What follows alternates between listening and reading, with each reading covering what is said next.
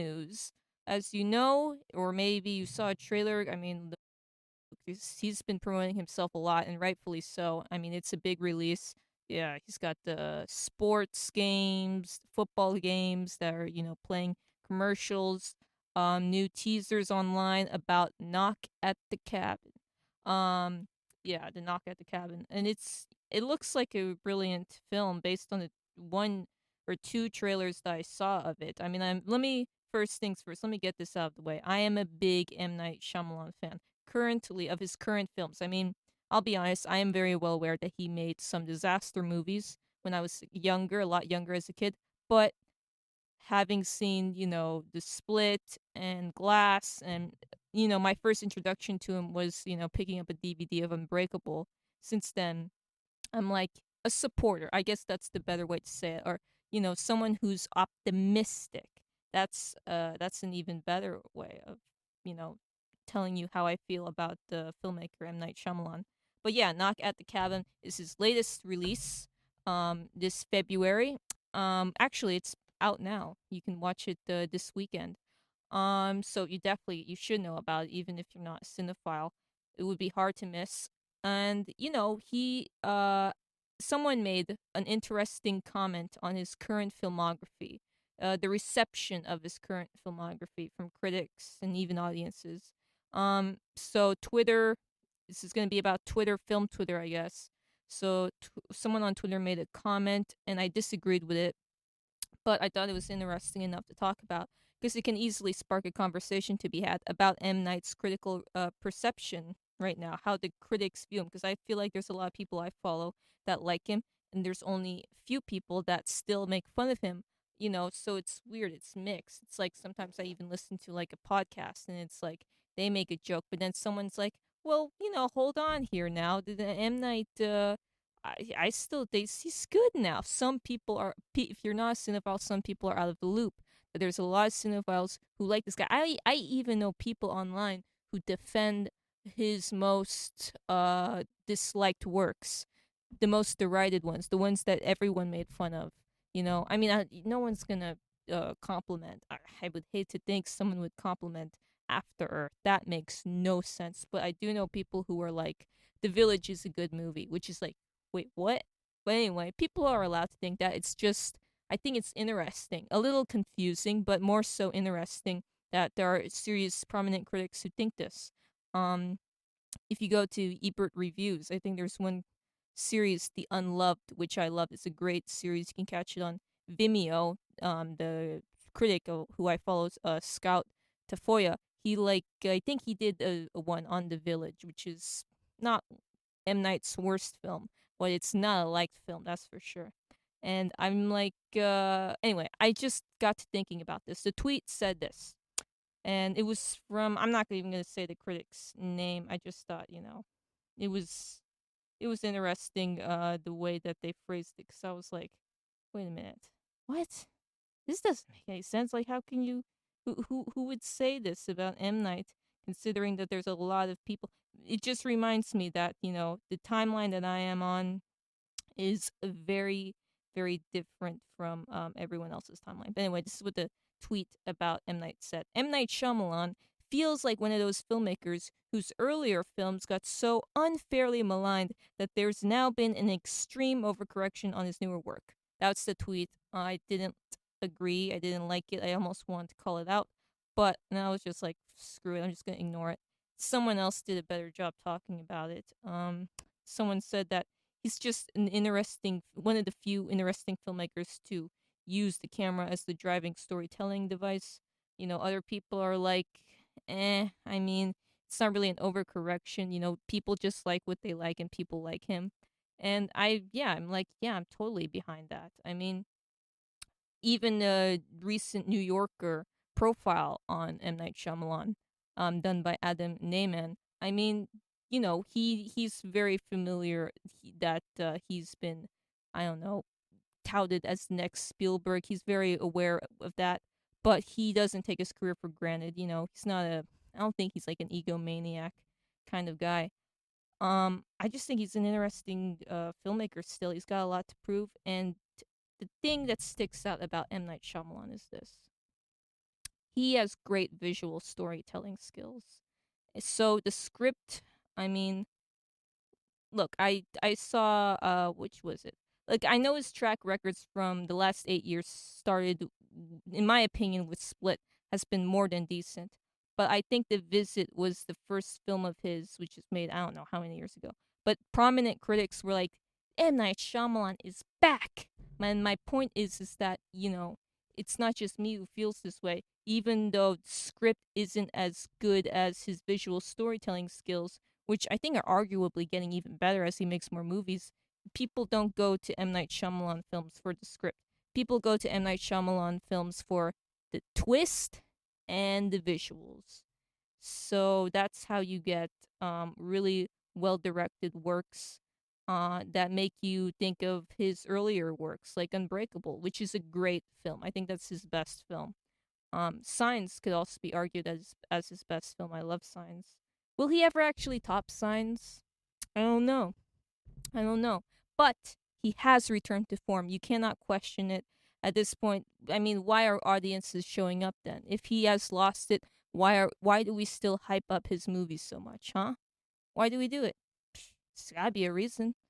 I mean, to be quite honest, I think a lot of you should have shown up for Glass, which concluded his perfect superhero trilogy, Unbreakable, then Split, then Glass.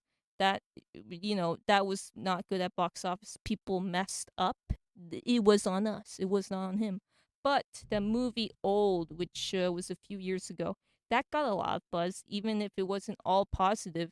It definitely got talked about, and any talk is good talk, in my opinion. And you cannot say that film was a disaster.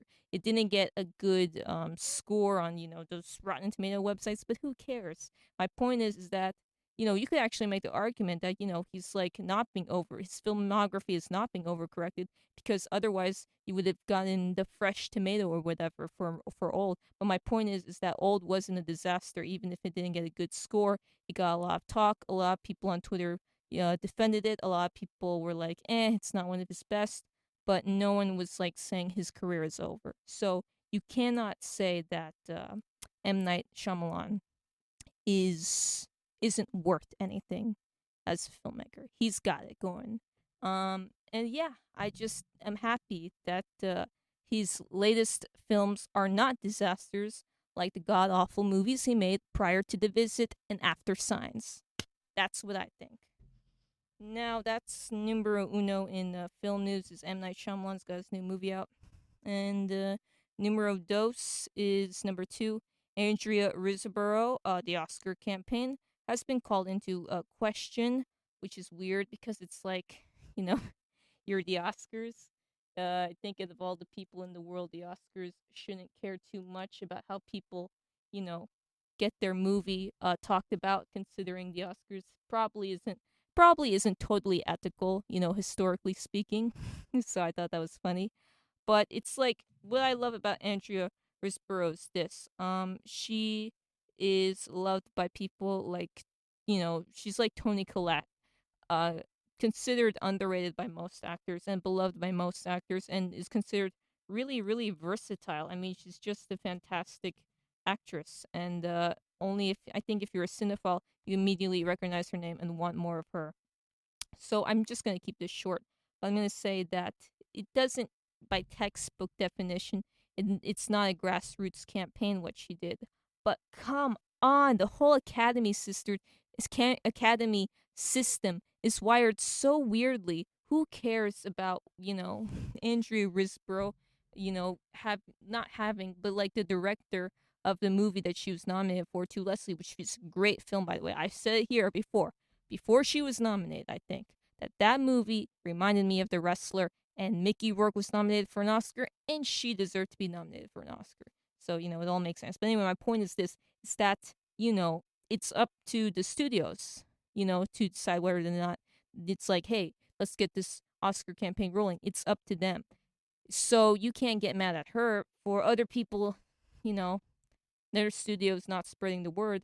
It sucks if Viola Davis didn't get nominated, but that's not on Andrea Riseborough. Why would you blame someone from an indie film who gave a performance that's like straight out of a Cassavetes movie? That doesn't make sense to me. And these are adults we're talking about. I mean, God, people need to calm down, you know? So I just thought that was, you know, kind of interesting, to be honest. I mean, yeah, it's like, bro, what are we doing here, my guy? What are we doing? But you know, she's great, and Mark Maron is also in this movie, which I love. It's like Mark Maron gets to have a small, little, beautiful, little, gentle romance with her, and it's like that's my boy. I love it. It's great. He kind of reminded me a little bit of Willem Dafoe, you know, his character from the Florida Project. But yeah, man, I absolutely loved it. So anyway, I guess what I'm saying is to Leslie, she deserves it, and it is an overreaction from the Academy to say that they needed to investigate her. It was called into question, and I was like, that's so funny. The Academy, man, just when you think it's like they spent so much time acting as if Will Smith was put on trial for something that was just weird, but not like a crime, and then it's like with this one, it's like, okay, this is also very odd, and we were going to be total hypocrites about this. And I'm just like, man, the Academy can't get any funnier. And everyone takes the Academy so seriously, but it's like, you know, I cannot wait for there to be a movie where they just take the absolute, you know, they just rip on the Academy and how they do things. That movie will never get nominated for an Oscar, but they should do it. Anyway, I just yeah, that's pretty good. So let's move on from that to some serious news, but also good news about the Iranian filmmaker Jafar Panahi, who's a great, great filmmaker. And you know, I'm actually gonna play news that happened about that was about him a few months ago, and then I'm gonna give you the happy news, I guess. But this is some important news regarding filmmaker Jafar Panahi. So let's give you the backstory by playing this clip about his situation from a few months ago. The acclaimed Iranian filmmaker to be arrested in a week, Jafar Panahi has won a slew of awards for films critiquing modern Iran. He scooped the Berlin Film Festival's highest prize in 2015 for directing the movie Taxi. He also won Best Screenplay at Cannes for Three Faces in 2018. Organisers of the festival criticised the arrest of the trio. The Festival de Cannes strongly condemns these arrests, as well as the wave of repression obviously in progress in Iran against its artists. The festival calls for the immediate release of Mohammad Razulov, Mustafa Alemad, and Jafar Panahi. Razulov and Aliamad have also won big on the international scene. The duo were arrested after demonstrations related to a deadly building collapse in Iran. A group of filmmakers led by Razulov published an open letter calling on security forces to lay down their arms and not to suppress protests. Whilst Panahi was firstly arrested in 2010 following his support for anti-government protests, he was later sentenced to 6 years in jail and banned from directing or writing films. Since then, he has been barred from leaving the country. For a filmmaker like Jafar, whose kind of cinema is an artist's work, where everything comes from the writing, everything comes from the script, he put all his energy into it. And we can see that the jury felt it. And we hope that one day he will be able to film his scripts freely. The 62-year-old has been unable to collect any of his awards. In the Islamic Republic, social commentary of his films are seen as deeply subversive. So that was the news regarding Jafar Panahi, you know, a few months ago. But so basically, he was arrested in July, but he, as of today, has been released from Evin prison in Tehran. So this is very